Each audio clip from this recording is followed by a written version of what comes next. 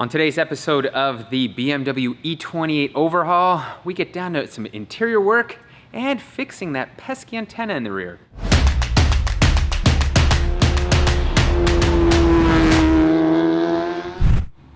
I swear I didn't plan on matching today. There's a lot of blue going on, but the first task on hand is to replace the E28 seats with these E30 seats. I found these locally for fairly cheap. I think it was like 250 bucks. It came with the rear bench, but unfortunately I know that the E30 one doesn't fit in the E28, so it's just gonna be a front seat swap.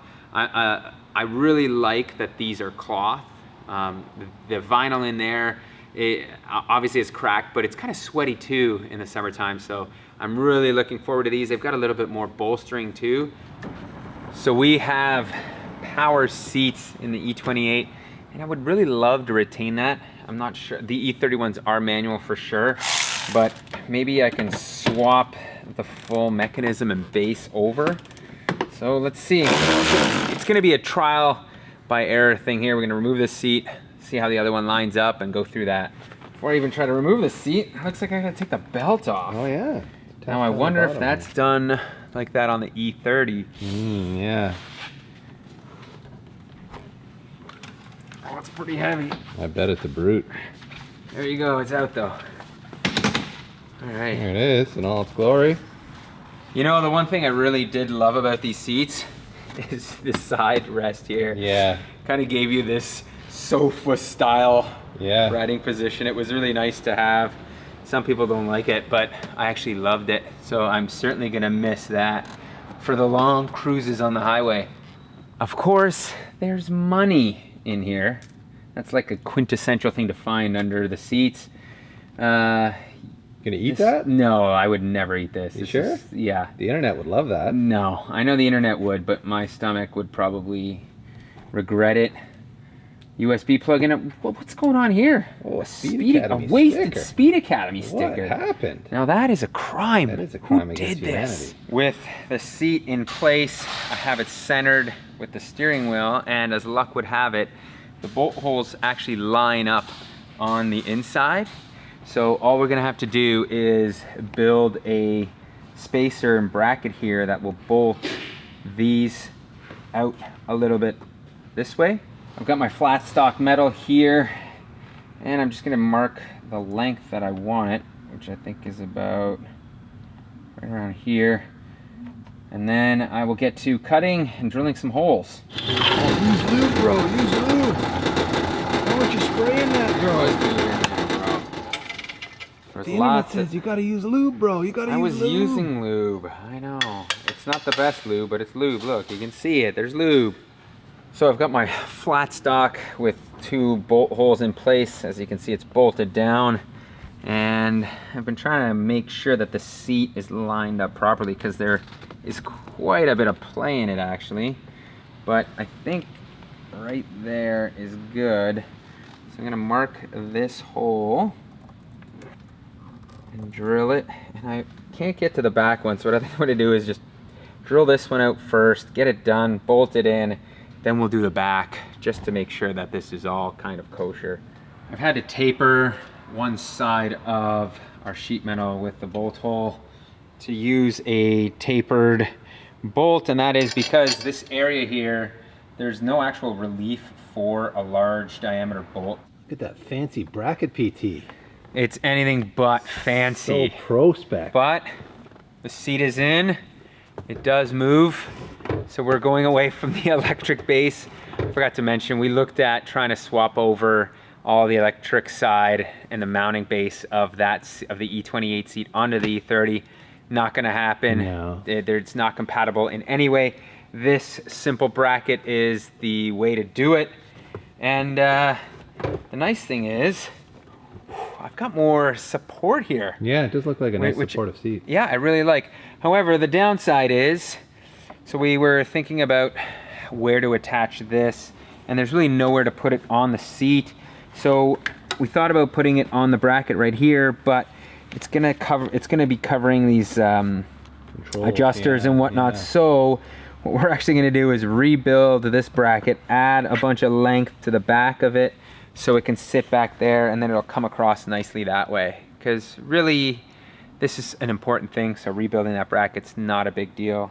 And here is our final product. I did a little beveling of the edges up here, painted this thing up, and as you can see, our seatbelt is mounted to the rear. So now it's time to bolt this in and see if all my hard work pays off.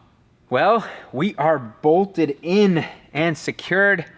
We've got a fully functional seat, moves backwards and forwards, and I've got the seatbelt in place.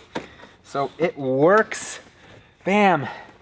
I think it's time to move on and do this all over again on the other side. Here is the passenger side bracket done.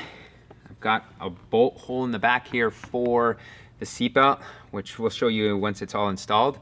But now I'm gonna give this a quick blast of paint, as I did with the other side, and we can almost call it finished. Now, this is kind of puzzling because the driver's side bolted in without having to modify the seat at all, but on this side, I have to cut some of these tabs here because the other bolt doesn't fit. So the upside is I get to try my new Milwaukee fuel grinder. Gone are the days of me using a corded grinder. Now I've got this cordless one and I am super stoked. So let's see how it goes. Of course, eye protection, ear protection.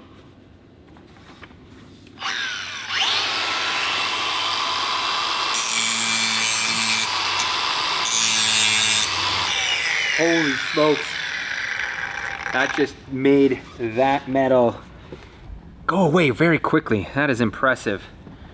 Love the new tool. I'm gonna do the same thing to the back and we're going back in. Well, DP, we are done. Everything is bolted in and I've gotta say, I am super happy with these seats. The one advantage to them too is they do lower and they go pretty low. So on the driver's side, I don't wanna do this because I think they're, there we go. You can get really low, which is nice. So on the driver's side, I can get into that kind of racy position when I'm cruising on the highway. Anyways, this job is complete, so let's move on. Next up here, we've got the trusty steering wheel that I'm looking to replace. I'll show you in a second why, because it's a little rough around these edges, but check out the 80s technology. Like literally, there's your horn, 2 wires, you take these off. And now, all you have to do is zap that nut off, and this wheel should theoretically come off. Let's see if I can wiggle this steering wheel. Oh man, you don't even have to punch or pry or pull, it just slides right off. And I've already got a mark on it because I've had the steering wheel off before, so thankfully we should be able to line the next one up.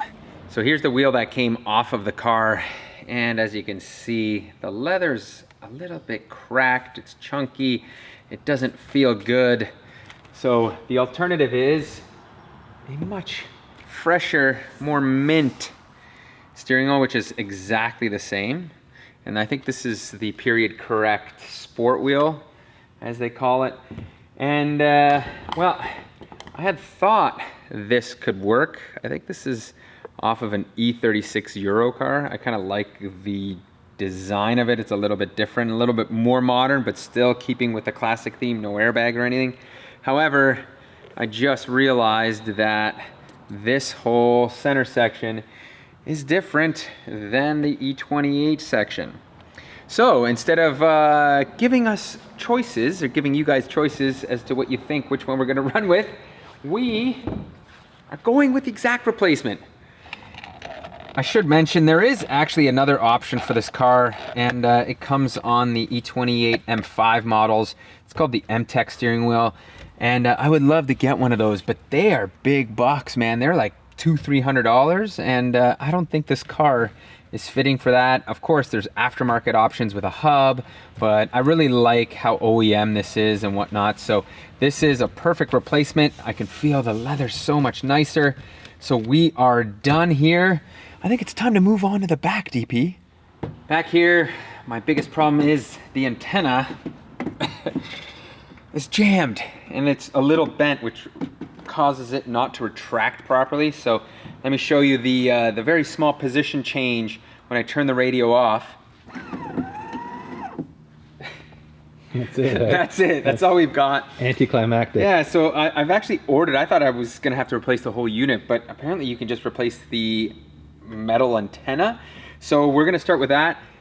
Apparently there's a tool for this. A specialty BMW tool that probably costs more than the antenna. A pair of locking pliers definitely work here. This antenna won't come out because it's not fully retracted. Oh man, I didn't even think of that. Hold on. Ooh. Just needed some technique there. All right, finesse. Okay. Who knew that finesse would actually work, Peter? Wow, I know. So many clips to get this thing off. There we go. And apparently I just lost a rubber grommet. I don't know where that goes. We'll figure that out after, but wow. That's okay. simple. Oh yeah, that looks real simple.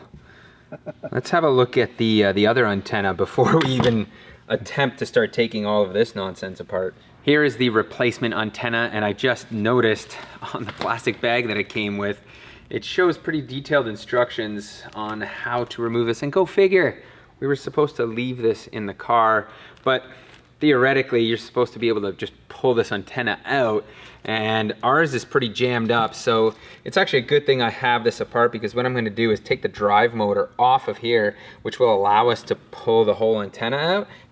Oh, that did not sound good. Actually, I think this just popped here. Yeah, I think you're right. We're okay. All right, let's see if I can. Oh yeah, there you go. Okay. Look at that. Yeah. But how's it supposed to come out on the end here? Well, Okay. keep pulling until you break something, okay?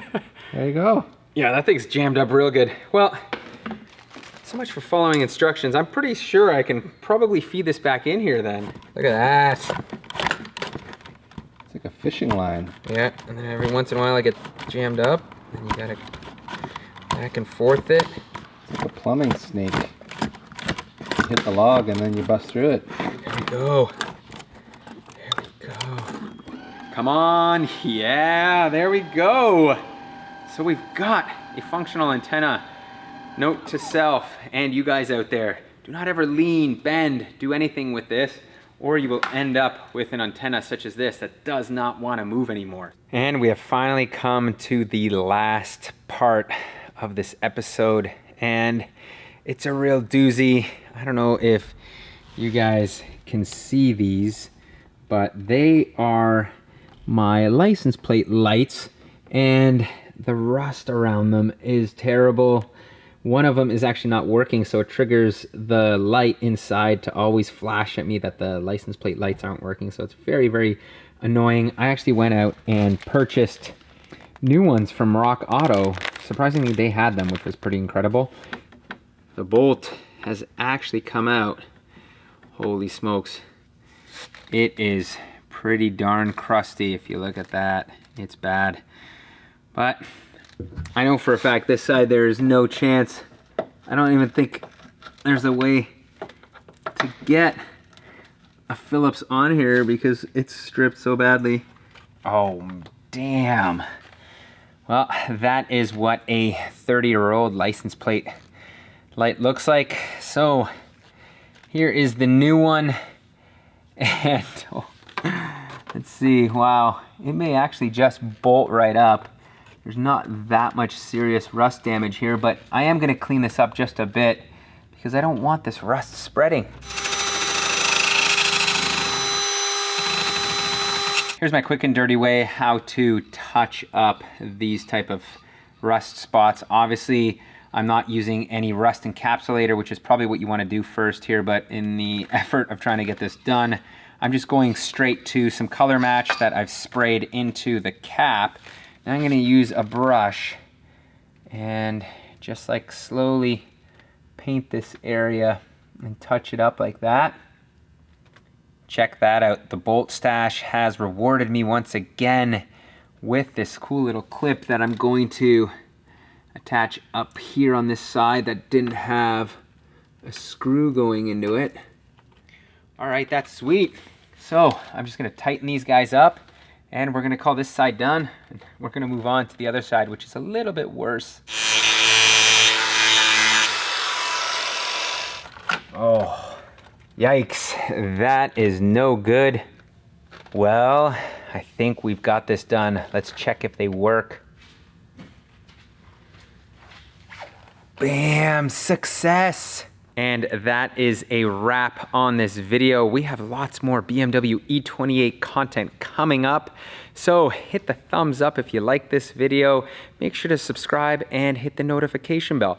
And as always, we really do appreciate and want to thank you guys for watching.